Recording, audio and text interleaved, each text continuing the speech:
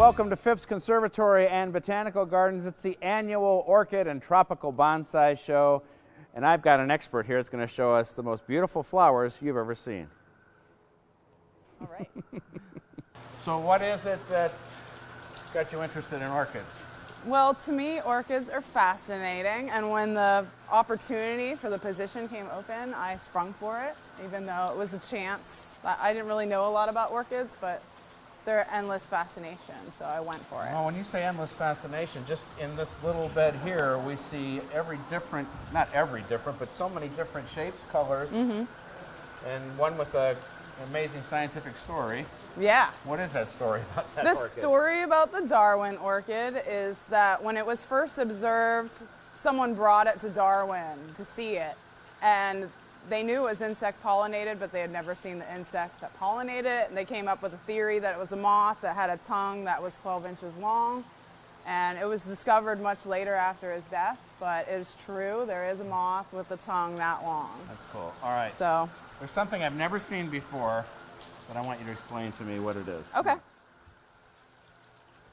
Well, I certainly have never seen orchids displayed this way. It is awesome. What is this called? This is called kokedama. It's a Japanese form of culture in a moss ball. You can actually culture any plants in kokedama. You actually kind of make a sphere of mud and peat and then coat it with moss. So, but they do need watered pretty regularly. That was my next question. How do you water it? They need water daily or every other day.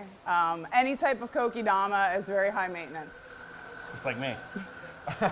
What is the number one question you get when people, they know you're the orchid expert, they might see you in the orchid room, what are they asking you?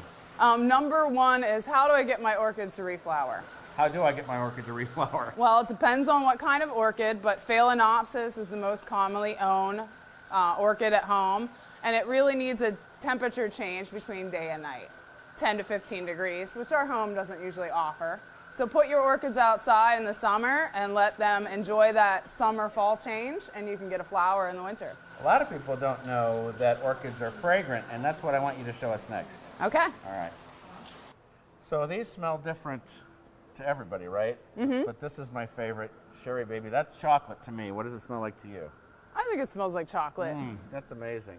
Now, you teased me. Chocolate and vanilla. You told me there was one that smells like lemon. Yes. You just put it out today. And it's all the way in the orchid room? Mm-hmm. There's one on display in there, but it's can't get to unavailable. It. It's up on a pedestal. You didn't mark that one fragrance, so I wasn't running over and jumping in there. Right. All right. But there's one that you can reach in the orchid room. The orchid room is one of my favorite rooms. Let's go take a look. Okay. So what is your role in a show like this? Well, at the Orchid Show, I worked with our designer, Jordan Molino, to come up with the overall plan and theme, and then I had a part in ordering all the orchids, selecting the colors and varieties, and kind of organizing that whole feat. It's a lot of orchids. I know it's a lot of work, but it sounds like a lot of fun. Yeah. What is it about orchids that captivates us? I think it's just that there are unique shapes. Every different type of orchid has a different shape. The colors are so vibrant, and there's so many different types, you really can't get tired of them. All right, show me the one that smells like lemon. Okay.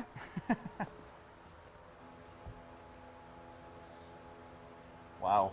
I know. Lemon pledge, right? Yes. Oh, that's amazing. It's a very, very clean lemon smell. Oh, that is so cool. Yeah.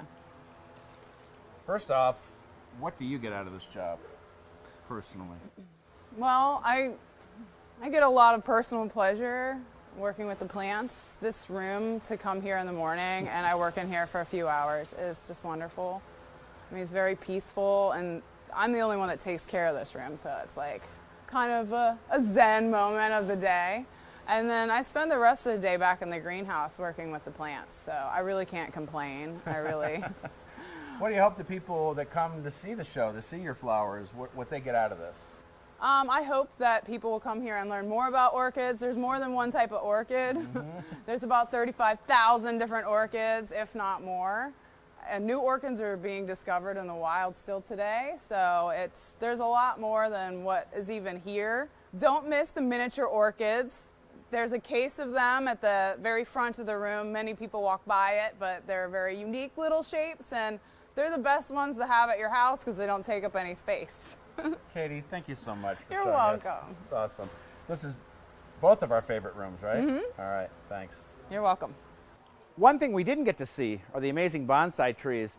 This orchid and tropical bonsai show is the best way to do winter from the inside. And there's so much beauty and fragrance here. It's just amazing. Now check me out online. There's lots of information about Phipps there and lots of other garden projects. Till next week, you're not getting me out of here. We'll see you then.